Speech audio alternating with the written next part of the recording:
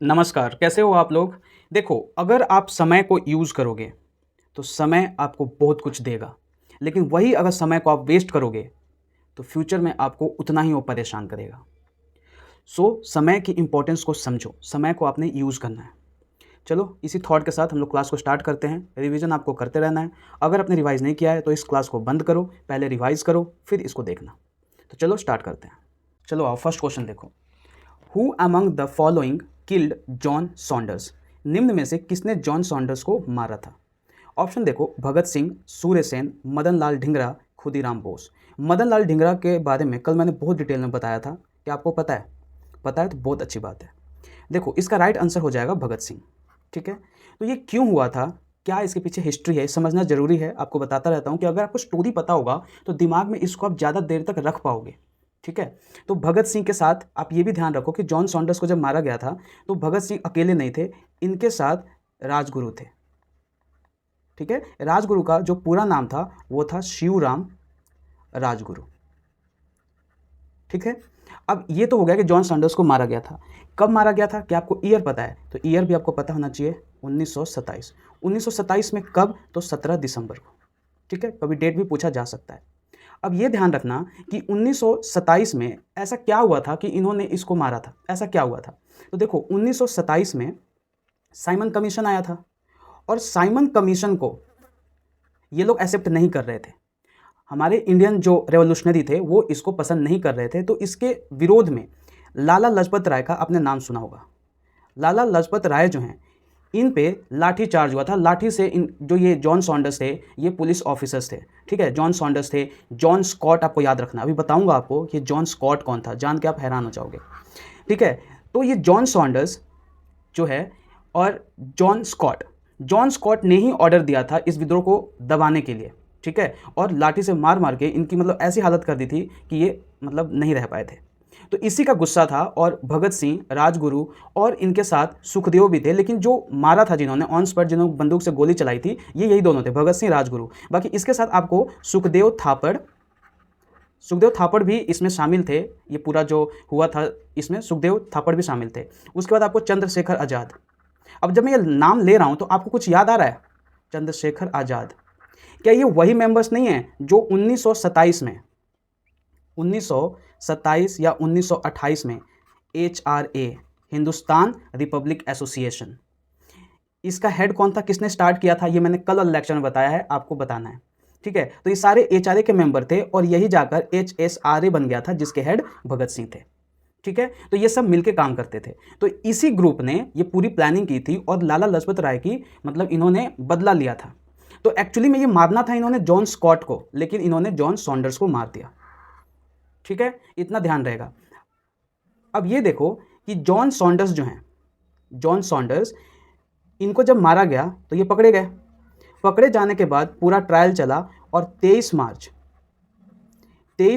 1931 को इनको फांसी दे दी जाती है। इसीलिए 23 मार्च को हम लोग क्या मनाते हैं? मार्टियर्स डे, शहीदी दिवस मनाते हैं। और मार्टियर्स दिवस जो है, आपको ये भी ध्यान रखना है कि मार्टियर्स दिवस हम लोग एक दिन और मनाते हैं, 30 जनवरी को। क्यों? इसी दिन महात्मा गांधी को गॉडसे ने मार दिया था। तो मार्टियर्स डे, शहीदी दिवस, हम लोग 2 दिन याद करते हैं, 30 जनवरी को और एक 23 मार्च को। बिल्कुल ध्यान रहेगा ये। अब यहाँ से 23 ऐसे लिंक करके पढ़ना है। देखो, 23 मार्च 1931 से आपको कुछ और याद आ रहा है? 5 मार्च 1931 आपको याद आ जाना चाहिए। 5 मार्च 1931 को क्या हुआ था? गांधी इरविन पैक्ट साइन हुआ था। और जब आपको गांधी इरविन पैक्ट याद आ गया तो 5 मार्च 1931 को, तो 1931 से आपको ध्यान रखना चाहिए कि सेकंड गोलमेज सम्मेलन, जिसमें इंडियन नेशनल कांग्रेस ने पार्ट लिया था। तो इस तरीके से लिंक करके आपको पढ़ना है। और जो मैं यहाँ पे लिख रहा हूँ आपको कॉपी में नोट करते रहना है साथ ही साथ। लेकिन क्योंकि मैं यहाँ पे एक्सप्लेन कर रहा हूँ इधर से उधर, आप ढंग से उसको नहीं लिख पाओगे, तो मैं जो बता रहा हूँ उसको अच्छी तरह वहाँ पे लिखो। ठीक है, नेक्स्ट क्वेश्चन देखो। लक्ष्य Sen is associated with which of the following sports? जो लक्ष्य सेन है वो किस स्पोर्ट से एसोसिएट है? लक्ष्य सेन किस खेल को खेलते हैं? बास्केटबॉल, टेबल टेनिस, बैडमिंटन या लॉन टेनिस? तो राइट आंसर हो जाएगा बैडमिंटन। तो जब भी अब बैडमिंटन की बात हो तो अगर फेमस प्लेयर, क्वेश्चन में पूछता है कि ये प्लेयर कौन सा खेल खेलता है, तो एक तो आपको पता चल गया कि लक्ष्य सेन। ठीक है, एक आप याद कर लो, PV संधू। और साइना नेहवाल, ठीक है। और एक और याद कर लो, किदाम्बी श्रीकांत। ये हमारे कौन से हैं, बैडमिंटन प्लेयर हैं।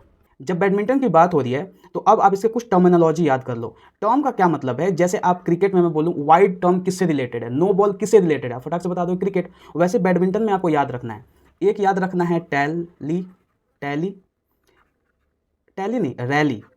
रैली, एस और बर्ड, या इसको आप बोल सकते हो बर्डी, ठीक है। ये बहुत इंपॉर्टेंट है, रैली, एस, बर्ड या बर्डी। जो बैडमिंटन में कॉर्क होता है ना, उसी को ये बर्ड या बर्डी बोलते हैं, ठीक है, याद रहेगा। चलो अब देखो, बैडमिंटन ये आपने कर लिया। अब बैडमिंटन वर्ल्ड फेडरेशन ये सब करवाता है, तो बैडमिंटन वर्ल्ड फेडरेशन का हेडक्वार्टर कहाँ है, मलेशिया में है, ठीक है। मलेशिया में कहाँ, तो कुआलालंपुर में, ठीक है। मलेशिया का करेंसी क्या है, रिंगिट। और जब भी कंट्री आ जाए तो कंट्री में आपको प्रेसिडेंट का पता होना चाहिए, तो मलेशिया के प्रेसिडेंट कौन है, अब्राहम कुंवर। चलो ये हो गया। अब बैडमिंटन वर्ल्ड फेडरेशन के जो हेड हैं वो कौन है, तो वो एरिक फोयर हैं, ठीक है। अब अगर इंडिया में बैडमिंटन का जो फेडरेशन के जो हेड हैं वो कौन है, तो हेमंता विश्वा शर्मा है। अब हेमंता विश्वा शर्मा कौन है, ये सीएम भी हैं, कहाँ के, असम के, ठीक है। क्लियर है सब कुछ। नेक्स्ट क्वेश्चन देखो, Pattachitra art form is dedicated to which lord in Hindu mythology. Hindu पौराणिक मान्यताओं के अनुसार पट्टचित्र कला शैली किस भगवान को समर्पित है। तो हमारे इंडिया में पेंटिंग करने के लिए चित्रकला काफ़ी फेमस है, तो अलग अलग एरिया में अलग अलग फेमस है। मैं कुछ आपको बताऊंगा जो इंपॉर्टेंट है। फिलहाल इसका आंसर जो है वो क्या होगा कि किसको डेडिकेटेड है, किसके लिए ये बनाया जाता है, तो ये लॉर्ड जगन्नाथ के लिए बनाया जाता है। लॉर्ड जगन्नाथ की जब बात हो रही है तो आपको उड़ीसा ध्यान आ गया होगा कि ये हम लोग उड़ीसा की बात कर रहे हैं। ये जो पेंटिंग है उड़ीसा में फेमस है। पट्टचित्र हो गया। अब एक आप याद कर लो, मधुबनी, ठीक है। मधुबनी किसका है, बिहार का है। कलमकारी कहाँ का है जी, आंध्र प्रदेश। पिथौरा याद कर लो, पिथौरा कहाँ का है, गुजरात का है। काली की पूजा सबसे ज़्यादा कहाँ होती है, वेस्ट बंगाल में, तो ये वेस्ट बंगाल का हो गया। देखो अब जो बताने जा रहा हूँ ना ये मोस्ट इंपॉर्टेंट है और एग्जाम में ये आएगा। देखो आप एक ध्यान रखो, अरिपन, ठीक है, अल्पना, अथिया, ठीक है, और इसमें है आपका मुगलू, कोलम, ठीक है, और चौर्य पूर्णा। ये पता है क्या है, जो रंगोली है ना, तो ये रंगोली को हम लोग महाराष्ट्र में जानते हैं, रंगोली, ठीक है। इसको हम लोग बोलते हैं फ्लोर पेंटिंग। फ्लोर मतलब जो सरफेस पे नीचे हम लोग करते हैं, तो फ्लोर पेंटिंग के ही अलग अलग जगह पे अलग अलग नाम है। जैसे अरिपन कहाँ का है, ठीक है, तो ये बिहार का है। अल्पना कहाँ का है, तो ये बंगाल का है। अथिया कहाँ का है, गुजरात का है, ठीक है। मुगलू कहाँ का है, ये आंध्र प्रदेश का है। और जो कोल्लम है ये कहाँ का है, तमिलनाडु का है। चौर्यपूर्णा कहाँ का है, यूपी का है, उत्तर प्रदेश। और रंगोली कहाँ का है, महाराष्ट्र का, ठीक है। और इससे क्वेश्चन पूछता है, तो फ्लोर पेंटिंग ही है ये सब, ठीक है। ये आपको ध्यान रहेगा, याद रहेगा, गुड। चलो आओ नेक्स्ट क्वेश्चन देखते हैं। With what do you divide thrust in a liquid to obtain the value of pressure, ठीक है। यहाँ पे देखो, यहाँ पे मिस प्रिंट है। आप ये देखो कि थ्रस्ट जो है इसको किसके साथ डिवाइड करें कि प्रेशर हमारा आ जाए। तो देखो प्रेशर का आपको फॉर्मूला पता होना चाहिए, फोर्स पर यूनिट एरिया, ये इसका फॉर्मूला होता है।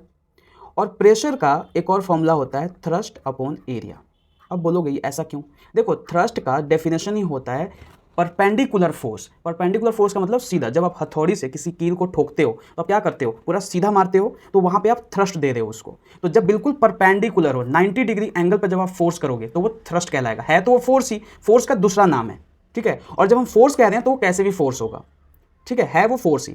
तो फोर्स पर यूनिट एरिया, और ये डायरेक्ट इन्वर्सली प्रोपोर्शनल होता है किसके, एरिया के, और डायरेक्टली प्रोपोर्शनल होता है थ्रस्ट के। ये भी आपको ध्यान रखना है। डायरेक्टली और इन्वर्सली का क्या मतलब है कि जब एरिया घटाएंगे तो प्रेशर ज़्यादा रहेगा, जब एरिया बढ़ाएंगे तो प्रेशर कम रहेगा। जैसे आप एक कील लो, ठीक है, आप एक कील को लेना और उसको चुभाना, जिधर से वो जो पॉइंट है उसका ज़्यादा पतला है वो आप करना, तो देखना उसमें ज़्यादा चुभेगा। और वही जब उल्टा करके घुसाओगे तो कम चुभेगा। ऐसा क्यों, ऐसा इसलिए कि पीछे वाला एरिया उसका ज़्यादा होता है। जब पीछे वाला एरिया ज़्यादा होगा, जैसे मान लो ये मैं एक कील बना रहा हूँ आपके सामने, ठीक है, उतना परफेक्ट नहीं बनेगा, लेकिन मान लो ये है। तो जब आपकी जो उंगली आप यहाँ चुभाओगे तो ज़्यादा प्रेशर होगा। क्यों? क्योंकि इस पॉइंट का जो एरिया है कम है। जब एरिया कम है तो प्रेशर ज़्यादा लगेगा। लेकिन वही जब यहाँ पे ये वाला चीज़ जब यहाँ पे अपना उंगली रखोगे तो कम प्रेशर लगेगा, कम दुखेगा। क्यों? क्योंकि एरिया ज़्यादा हो गया। जब एरिया ज़्यादा हो गया तो प्रेशर कम लगेगा, और इस केस में प्रेशर ज़्यादा लगेगा। ठीक है, आप समझ गए? तो ये हो जाएगा आंसर। तो आपको पता चल गया होगा कि ये एरिया इसका आंसर होगा। थ्रस्ट को हम एरिया से जब डिवाइड करेंगे तो वो प्रेशर निकल के आ जाएगा। अब प्रेशर का आप यूनिट भी पता करो। अब देखो, यूनिट के लिए आपको कुछ अलग से नहीं पढ़ना है। फोर्स का यूनिट आपको पता है, एन होता है। और एरिया का क्या होता है? एरिया का जैसे मान लो कुछ यूनिट आपने ले लिया तो उसका हो जाता है साइड स्क्वायर। ठीक है, या फिर साइड स्क्वायर जब करोगे तो साइड क्या होगा? या तो मीटर में होगा, सेंटीमीटर में होगा। तो मान लो मीटर में है तो metre into metre, metre square, तो न्यूटन पर मीटर स्क्वायर, ये इसका यूनिट हो जाता है। क्वेश्चन नंबर 5 देखो, Veer Surendra Sai was a freedom fighter from. Veer Surendra Sai जो हैं फ्रीडम फाइटर थे, कहाँ से थे? तो वो आंसर हो जाएगा आपका उड़ीसा से थे। तो आपको ये कन्फ्यूजन होगा या आप बहुत ही शॉक हो जाओगे, यार ये क्वेश्चन कहाँ से पूछ लेता है। तो ये क्वेश्चन कहीं और से नहीं, 1857 जो रिवोल्ट है, काफ़ी इंपॉर्टेंट टॉपिक है, पढ़ते हो ना आप, वहाँ से क्वेश्चन है। वीर सुरेंद्र साई जो है 1857 में जो रिवोल्ट हो रहा था, तो संबलपुर उड़ीसा से, ठीक है, यही वहाँ पे लड़ रहे थे। ऐसे आपको बहुत सारे इसमें याद करने हैं। जैसे कि बिहार से कौन था? तो बिहार से कुंवर सिंह थे। क्या आपको पता है? पता होगा। दिल्ली से कौन थे? दिल्ली से बख्त खां। अब बोलोगे कि बख्त खां, हमने तो सुना है बहादुर शाह जाफर। बिल्कुल, तो बहादुर शाह जाफर जो थे वो कौन से? दूसरे थे, तो वो बुढ़े हो चुके थे। ठीक है, तो उनका आर्मी कमांडर था ये बख्त खां, याद रखना। बहादुर शाह जाफर टू जो थे, वो उनके पापा का नाम क्या था? अकबर टू। पिताजी का नाम क्या था? अकबर टू। उन्हीं के बेटे थे बहादुर शाह जाफर टू। अब इसका ये कौन से राजा थे, ये भी क्वेश्चन आप याद रखो। 20वें मुगल राजा थे, 20वें, सबसे लास्ट थे। ठीक है, दिल्ली से आपको ध्यान रहेगा। ऐसे ही लखनऊ से कौन थी? बेगम हजरत महल। ठीक है, कानपुर से कौन कौन था? नाना साहब और तात्या टोपे, याद रहेगा। कानपुर हो गया। और बताओ इससे कौन नहीं बताएगा? झांसी। ये जो नहीं बताएगा मैं उसको क्या ही बोलूं। लक्ष्मीबाई, झांसी हो गया। बरेली से कौन था? खान बहादुर खां। ठीक है, और बरेली हो गया। इलाहाबाद से याद रखो, इलाहाबाद से कौन था? तो लियाकत अली खां। ठीक है, ये रिवोल्ट स्टार्ट कब हुआ था ये पूछ दे कोई, तो 10 में 1857। कहाँ से? तो मेरठ से। इसमें एक चीज़ और याद रखना कि 1857 में ही 29 मार्च को मंगल पांडे ने विद्रोह स्टार्ट कर दिया था। ठीक है, वैसे ऑफिशियली कहा जाता है कि 10 में 1857 से, लेकिन इसकी चिंगारी 29 मार्च को ही लगा दिया था मंगल पांडे ने। ठीक है, जो बुलेट आई थी, जो उस बुलेट में सुअर और गाय की चर्बी का उसमें था। ठीक है, वो लोग बोलते थे नहीं है, लेकिन था उसमें। मंगल पांडे बोलते थे मैं इसको काटूंगा, मुंह से तो नहीं काटूंगा, इसको मैं यूज़ नहीं करूंगा। ठीक है, क्योंकि ये धार्मिक आदमी थे, इन्होंने विद्रोह कर दिया था। तो 29 मार्च को मंगल पांडे ने स्टार्ट कर दिया था। अब देखो, मंगल पांडे जो थे, ये पूछता है कि किस इन्फेंट्री से थे, तो अब याद रखना 34th बटालियन नेटिव इन्फेंट्री से थे। ठीक है, इतना ध्यान रहेगा। तो ये थी आज की हमारी क्लास। आई होप आपको अच्छी लगी होगी। और देखो, जैसा कि मैंने स्टार्टिंग में बोला, आपको टाइम यूज़ करना है, वेस्ट नहीं करना है। जो भी एक्स्ट्रा काम है, जो कि आपको लगता है कि घर का काम है, ठीक है, इंपॉर्टेंट है, कहीं इमरजेंसी है, वो करो। लेकिन उसके अलावा क्या आप टाइम को यूज़ कर पा रहे हो? या मोबाइल में ही आप बिजी हो, शॉर्ट्स देख रहे हो, या फिर अनवांटेड कहीं ऐसी जगह बैठ गए हो यारी दोस्ती में जहाँ पे होना ही नहीं चाहिए आपको। तो इस सब चीज़ों पे ध्यान दो। आप दोगे, मुझे पता है, अगर आप सीरियस एस्पिरेंट हो तो आप मेरी बातों को सीरियस लोगे और अपनी लाइफ में उसको इंप्लीमेंट करोगे। तो चलो आज के लिए इतना ही। Thank you.